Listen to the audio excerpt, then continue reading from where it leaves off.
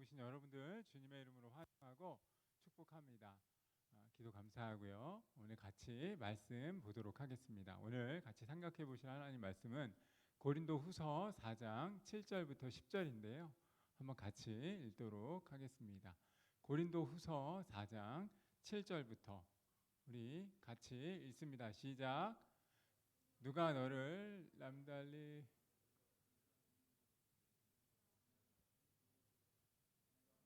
잘못된 것 같아요. 고린도후서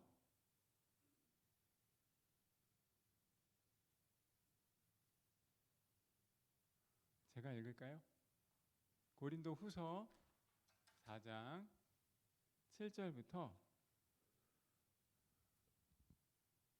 고린도후서 4장 7절부터 다시 한번 찾아줬으면 좋겠는데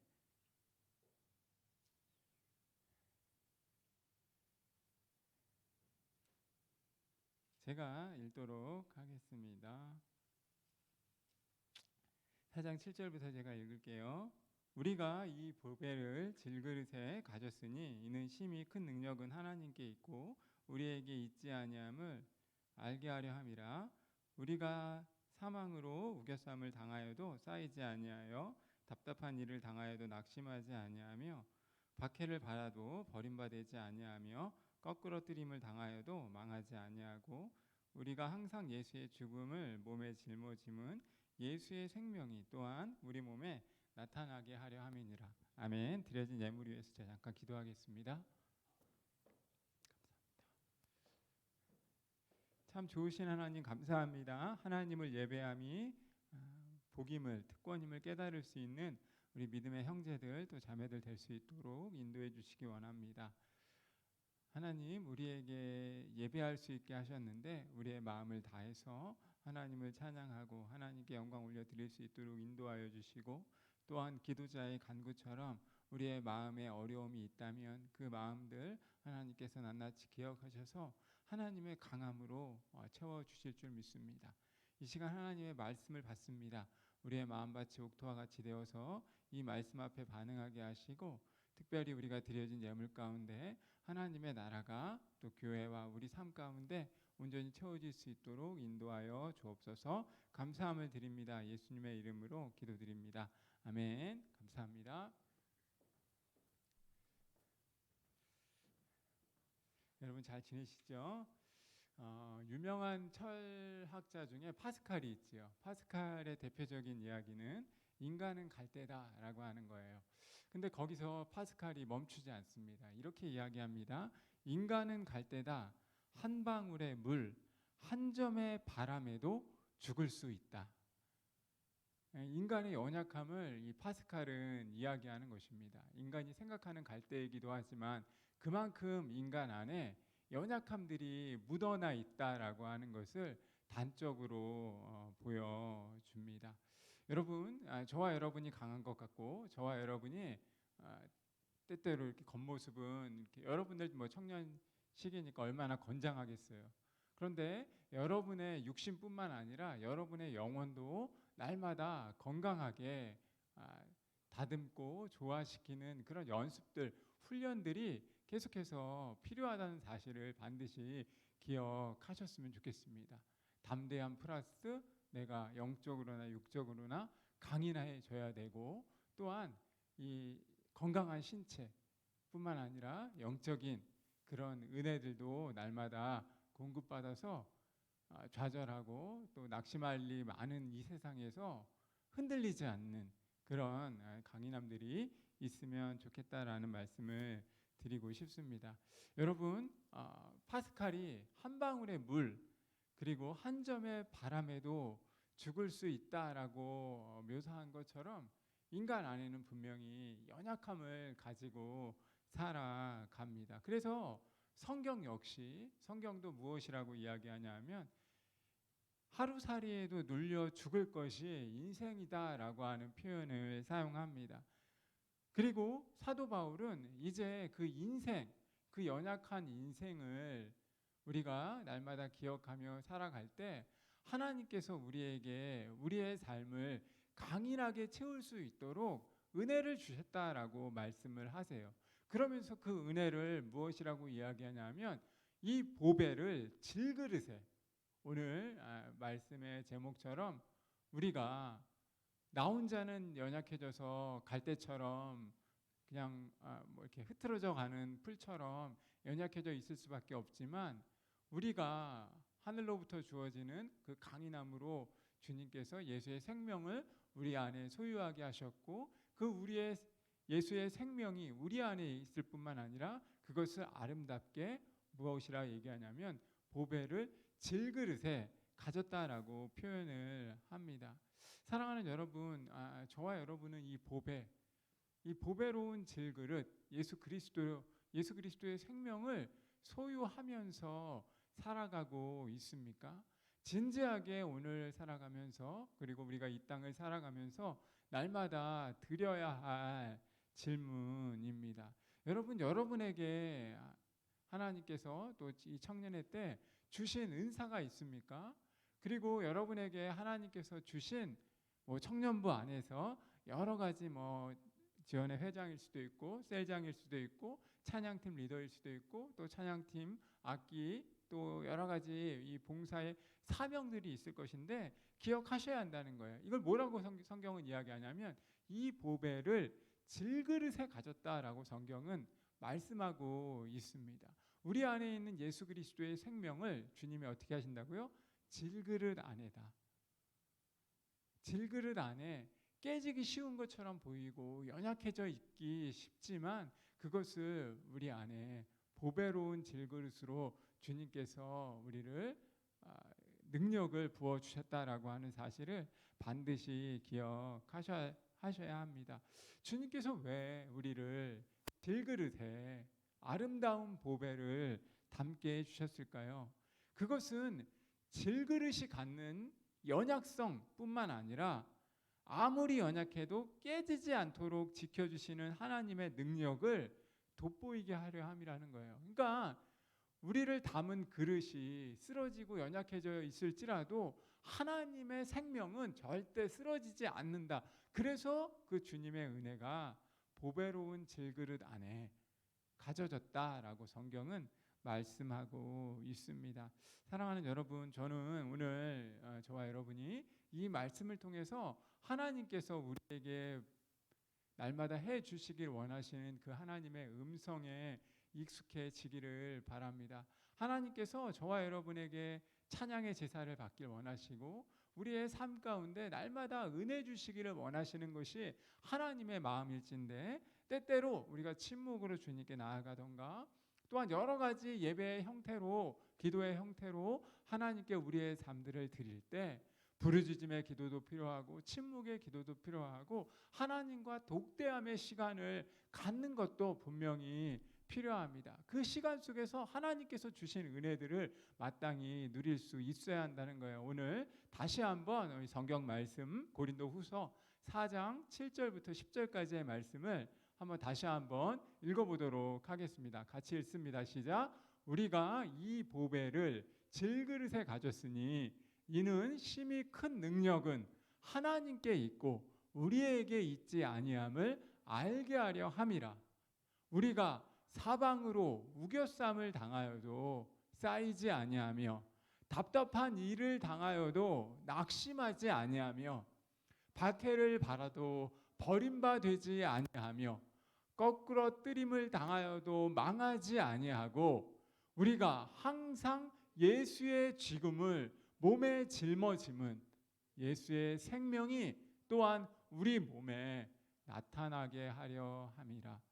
여러분, 저와 여러분은 정말로 질그릇과 같이 연약한 심성을, 그리고 연약한 마음들을, 멘탈이 부서지기 쉬운 삶을 우리는 일상으로 살아갑니다.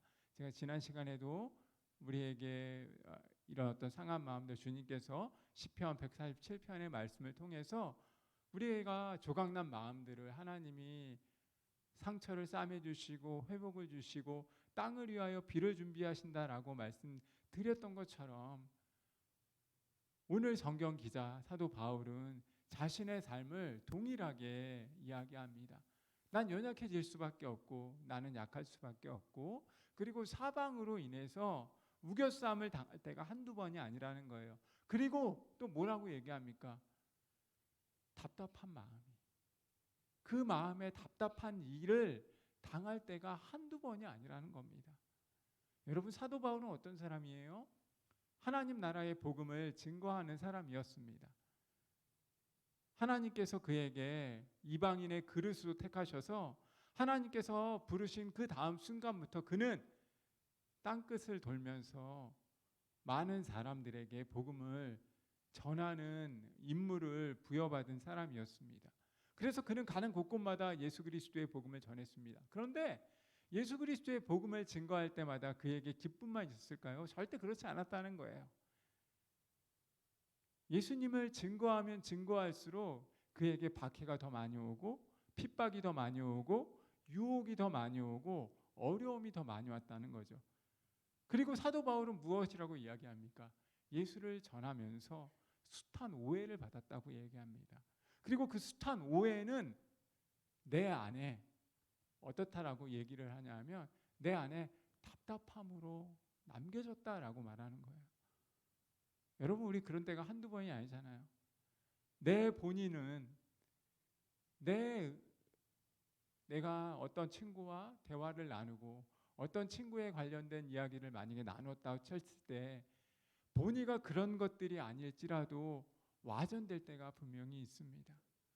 서로 이해하고 서로 소통하자라고 하는 시간을 가졌지만 그것이 도리어 의도하던 의도하지 않던 간에 답답한 일이 되어서 뭉쳐서 그냥 관계마저 소홀해지는, 그리고 그 관계마저 파괴되어져 버리는 때가 한두 번이 아닙니다.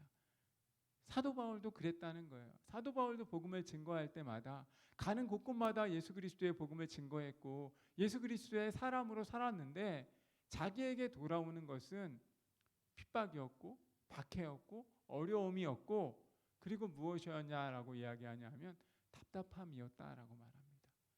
오해에서 비롯된 예수 그리스도의 그 복음을 정말 값없이 받았기에 빚진 자의 마음으로 사람들에게 증거했는데 그에게 다가온 것은 답답함이었다. 그리고 그것을 증거하면서 사방으로 우겨쌈을 당하는 일들이 한두 번이 아니었다라고 말합니다. 여러분 한번 생각해 보세요. 사도 바울은 어떤 사람이냐면 사도 바울은 외모가 제가 알기로는 제가 이렇게 연구한 바로는 사도 바울은 이 인물이 이렇게 훌륭한 사람은 아닙니다. 요셉이처럼 이렇게 건장한 청년도 아니고 또 인혁 형제처럼 이렇게 멋진 외모를 가진 그런 청년들이 그런 사회 사람이 절대 아니었습니다. 왜 알 수 있냐면 그는 죄송합니다. 오해하지 않고 들으시라 생각. 우리는 아직 청년 때니까 그런 경우들이 많이 없지만 그는 이렇게 눈이 약간 이렇게 좀 쬐졌던 것 같아요. 그리고 그는 결정적으로 머리가 없었다는 표현이 그런데 아무튼 그런 외모를 가졌던 사람입니다. 그러니 한번 생각해 보십시오. 하나님 나라의 복음을 증거했는데 예수 그리스도의 복음을 가는 곳곳마다 증거하는데 그가 외모는 출중한 외모가 아닌 거예요. 그는 가문은 너무나 뛰어났고 아는 것도 많았고 배운 것도 너무 많았고 복음을 들고 로마 시민으로서 담대하게 복음을 증거하는데 그에게 또 결정적인 어려움이 한 가지 있었네요. 그것을 무엇이라고 이야기하냐면 사실 눈의 안질이라고 우리가 얘기를 하는데 눈이 잘 안 보였다고 얘기하는데 거기에 더 나아가 어떤 학자들은 무엇이라고 이야기하냐면 사도 바울 안에 간질이 있었다라고 말합니다. 여러분 이건 치명적인 거예요. 눈도 째졌고 머리도 없는 사람이 말을 하는데 복음을 증거하는데 이 사람이 갑자기 예수 그리스도의 복음을 증거하다가 거품을 물고 쓰러집니다. 그럼 사람들이 무슨 생각하겠습니까? 네가 증거하는 그 예수 너나 믿어라. 너 왜 안 고쳐주냐? 치료자가 하나님이라면 너를 고쳐야지. 그런 오해, 그런 답답함이 사도 바울에게 한두 번이 아니었다는 거예요. 한번 생각해 보세요. 간질이 갑자기 발작되어지면 예수 그리스도의 복음을 증거하는 내가 예수의 생명을 소유해서 그것을 가는 곳곳마다 이방인을 위한 그릇으로 복음을 증거했는데 복음을 증거하다가 갑자기 거품을 물고 쓰러집니다. 그러면 이것이 사람들에게 덕이 되겠습니까? 사람들에게 절대 덕이 되는, 복음을 듣는 사람들 입장에서는 분명히 예수 그리스도의 그 생명이 그렇게 좋은 의미로만은 다가오지 않았을 거예요. 그래서 사도 바울은 오해를 받는 겁니다. 답답함을 느끼는 거예요. 낙심할 수밖에 없는 일이 한두 번이 아니었다는 것입니다. 그래서 사도 바울은 복음을 들고 더 이상 하나님 앞에서 나는 복음도 증거하지 않겠습니다 라고 생각하는 순간이 한두 번이 아니었는데, 그런 어려움들이 있으니 난 복음을 증거하지 않겠습니다 라고 결정하면, 사도 바울의 표현에 의하면 내 마음이 동족을 향한 사랑, 그리고 하나님에 대한 빚진 자의 마음이 그 마음에서 감당할 수가 없는 겁니다. 복음을 증거하지 않고서는. 그러니 내가 비록 처지는 연약하지만, 내가 비록 마음은 산산조각처럼 나아져 버리는 것 같고, 내 외모는 정말 흉측하지만, 그럼에도 불구하고 내가 복음 전하는 것을 멈추는 것은 절대 할 수 없다라고. 내 안에 답답함이 많고, 내 안에 우겨싸움을 당하는 일들이 많고, 내 안에 오해와 사람들은 나를 향하여 비난의 손길이 있을지라도 나는 내 안에 예수의 생명이 있기에 그 생명의 흔적을 받은 사람으로 날마다 복음을 증거할 수밖에 없다라고 사도 바울은 말하는 것입니다. 그리고 사도 바울은 말하는 거예요. 내가 이 보배를 질그릇 안에 담았는데 이 질그릇은 깨질지라도 하나님의 능력은 심히 크고 그 능력을 소유한 사람으로 나는 죽어지고, 예수 그리스도의 생명만 나타나면, 예수 그리스도의 생명만 드러나면 나는 이 일들을 온전히 감당하겠노라라고 말씀하는 것입니다. 사랑하는 여러분, 최근에 지속되는 경제난, 그리고 장래에 대한 불확실성, 그리고 여러 가지 경기 침체에 따른 여러 가지 어려움들, 지금 다 저와 여러분이 21세기 오늘을 살아가고 있는, 그리고 저와 여러분에게 밀려오는 두려움인지도 모릅니다. 그래서 동서남북 어디를 돌아보아도 사면초가처럼 보이고 고난의 순간을 맞닥뜨릴 때가 한두 번이 아니라는 거예요. 어느 쪽을 보아도 희망의 그림자가 전혀 발견할 수 없는 그런 일들이 우리 안에 산적해져 있습니다. 그런데 사도 바울의 오늘 이 고백을 반드시 여러분이 기억하셨으면 좋겠습니다. 사랑하는 여러분, 사도 바울은 보배를 질그릇 안에 있고 하나님의 그 크신 능력으로 인해서 무엇이라고 말하냐면 8절부터 다시 한번 9절까지 보도록 하겠습니다. 같이 읽습니다. 시작. 우리가 사방으로 우겨쌈을 당하여도 쌓이지 아니하며 답답한 일을 당하여도 낙심하지 아니하며 박해를 받아도 버림받지 아니하며 거꾸로 뜨림을 당하여도 망하지 아니한다. 우리는 결코 쌓이지 않았다는 거예요. 쌓이지 않습니다. 우리 주위가 곤고한 일과 사단의 세력에, 그리고 여러 가지 경제적인 우리를 둘러싼 환경의 어려움이 있을지라도 하늘길은 언제나 열려 있고, 그 하늘에서 주님이 주시는 은혜의 빛은 저와 여러분에게 큰 능력으로 임할 수 있기에 오늘 사도 바울은 그것을 바라보며 믿음의 걸음을, 답답한 일을 당하여도 낙심치 않고 그것을 헤쳐나가겠다라고 말씀하는 것입니다. 여러분, 낙심하지 아니한다라고 하는 것은 히브리어를 이렇게 보면 마사스라고 하는 용어를 사용합니다. 이 마사스라고 하는 용어는 마사지 생각해 보시면 돼요. 뭐냐 하면 용해를 하여서 녹아 흐르게 한다는 거예요. 내가 답답한 일이 있을 때 여러분, 무가치하고 해롭다고 여겨지는 그때 뜻대로 되지 않고 마음은 조급할 때 점점 더 일이 미궁 속으로만 빠져갔던 그때 얼마나 사실 어려움들로 우리 안에 다가옵니까? 근데 하나님께서는 이 낙심한 일들을, 답답한 일들을 예수의 생명으로 녹아 흐르게 만들겠다라고 성경 기자 사도 바울은 말씀하는 것입니다. 사랑하는 여러분, 저는 저와 여러분이 날마다 일어나는 은혜가 있기를 원합니다.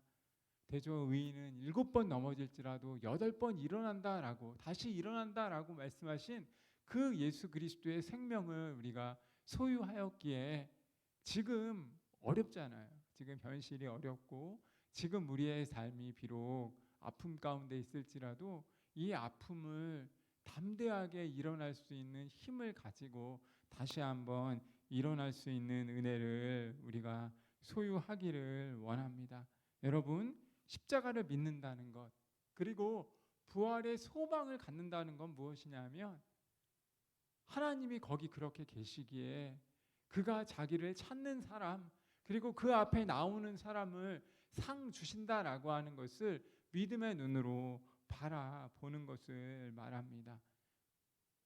다시 일어날 수 있는 힘이 하나님께 있기에 하나님의 큰 능력으로 우리에게 날마다 우리의 삶을 채우시기에 우리는 담대하게 다시 한번 우리의 연약함을 들고 우리의 연약함이 있고 우리의 연약함을 가지고 다시 한번 현실을 헤쳐나갈 수 있는 위로와 꿈을 소유하고 오늘의 현실을 넘어서는 것입니다.